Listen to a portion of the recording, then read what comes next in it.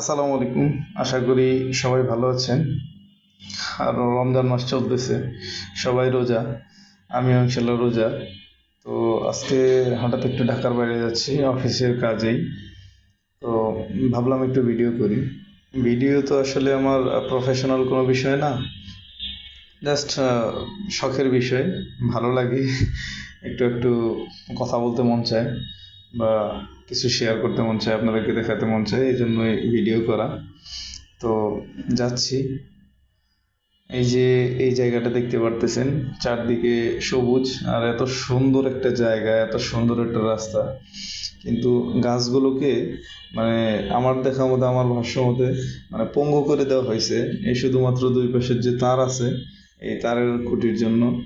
মানে গাছগুলো যদি একদম পরিপূর্ণ থাকতো তাহলে আরো অনেক সুন্দর দেখা যেত। দূরে যে জায়গাটা দেখতে পাচ্ছেন, ওইখানে একটা গাছ আছে। ওইখানে নদীর পাড়ে একদম গাছটা, অনেক বাতাস থাকে, অনেক ইয়ে থাকে। তাই বলতেছিলাম যে খুব ভালো লাগে আমার। আর এটা হচ্ছে আহ, একটা পরিত্যক্ত একটা গার্মেন্টস মনে হয়। তো এই রাস্তা দিয়ে যাওয়ার সময় প্রতিনিয়ত এটাকে দেখি আর ভাবি কি কি জন্য যে এত টাকা খরচ করে নদীর পাড়ে এত সুন্দর একটা গার্মেন্টস করে তারপরে হচ্ছে ফেলে রাখা হয়েছে জানি না। তবে জায়গাটা অনেক সুন্দর। এখানে ছুটির দিনগুলোতে অনেক মানুষ ঘুরতে আসে। আশেপাশে দেখতেই পারতেছেন ছোট ছোট ফুচকার দোকান, চটপটির দোকান। আর এই দেখুন, এই নদীর যে মেন যে ব্রিজটা, এই ব্রিজের উপরে আমার নদী, তারপর হচ্ছে পাহাড়, সাগর খুব ভালো লাগে। তো যার কারণেই হচ্ছে আমি নদী দেখলে আসলে লোভ সামলাতে পারি না, আমার খুব ভালো লাগে। মন চায় যে একটু দাঁড়াই, একটু বাতাসটা উপভোগ করি, একটু দেখি। তো এইভাবেই চলতে হয় আসলে। সবসময় দাঁড়ানো যায় না, সবসময় উপভোগ করা যায় না। তারপরেও চলতি পথে যতটুকু উপভোগ করার সময় পাই, যতটুকু মানে করা যায় ততটুকুই উপভোগ করি। তো এই তো দেখতে পারতেছেন এত সুন্দর একটা গ্রাম। এই গ্রামের মধ্যে দিয়ে যাচ্ছিলাম, হঠাৎ দেখি যে সামনে, এখানে দেখেন, এগুলো হচ্ছে গোলাপ ফুলের বাগান। মাঝখানে দুটো তাল গাছ আছে আর সব হচ্ছে গ্রিন। আর এত সুন্দর লাগে শহরের এই জঞ্জাল থেকে বের হয়ে একটু গ্রিন, একটু সবুজ দেখতে কার না ভালো লাগে। তো কাজ করি, অফিসের কাজ অবশ্যই করতে হবে, জীবিকা। কাজের মাঝেও চাই যে একটু উপভোগ করার জন্য। যদি উপভোগ না করি কাজকে, তাহলে হয়তো বা মানে খুব ক্লান্তি চলে আসবে। একটু উপভোগ করার চেষ্টা করি। এখন চলে আসছি একটা নদীর ঘাটে।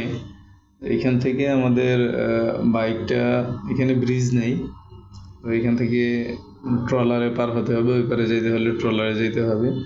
তো যার কারণে আমরা একটু অপেক্ষা করতেছি, ট্রলার আসবে তারপর আমরা এখান থেকে যাব।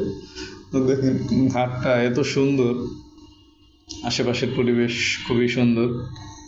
আর এখানে যে ঘাটের যে যারা বসেন বা যারা এই করেন, ভাড়া টাড়া নেন, তারা এখানে এই যে বট গাছের নিচে একটা টঙের মতো করে সুন্দরভাবে বসেন।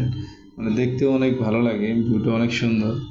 এই যে এখন আমাদের ট্রলার চলে আসতেছে, এই ট্রলারে করে আমরা যাব। আর দেখুন এই যে সেই গাছটার কথা বললাম, এই গাছের যে ভিউটা বা এই জায়গাটার যে ভিউটা, দেখুন এই যে ট্রলার চলে আসছে।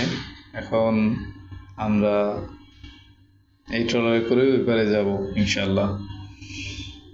এখন দেখতেছিলাম একটু ভয় ভয় লাগে নদীর মধ্যে, ট্রলারের মধ্যে গাড়ি উঠাইতে। তারপরেও ইনশাল্লাহ আপনাদের দোয়ায় ভালোভাবেই গাড়িটাকে প্লেস করতে পারছি। মাঝে মামা ট্রলার ছেড়ে দিছে অলরেডি। তো আমরা এখন ওই পারে যাওয়ার জন্য প্রস্তুতি নিচ্ছি। দেখেন নদীর দুই পারে কত সুন্দর একটা পরিবেশ। তো যাচ্ছে ট্রলার নদীর বুক চিরে, আমরা ওই পারে চলে যাব। তো নদীর মাঝখান দিয়ে যখন ট্রলারটা যাচ্ছিল, আশেপাশের দিকে তাকালে খুবই ভালো লাগে। সবাই যাচ্ছে, চলে আসছি আমরা নদীর পাড়ে। এখন বাইকটাকে নামাতে হবে, আমরাও নামবো। তো এই তো চলে আসছি। ও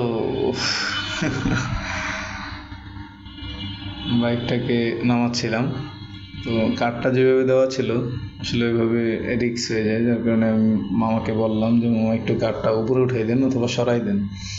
তো মামা কাঠটা উপরে উঠাই দিচ্ছিল, আমি বললাম যে সরাই দিলেই মনে হয় ভালো হয়। তারপর বললো যে না সমস্যা নেই, আপনি এর উপর দিয়ে যেতে পারবেন। উনি পাড়া দিয়ে ধরলো, আমি সুন্দর মতো এটাকে নামাই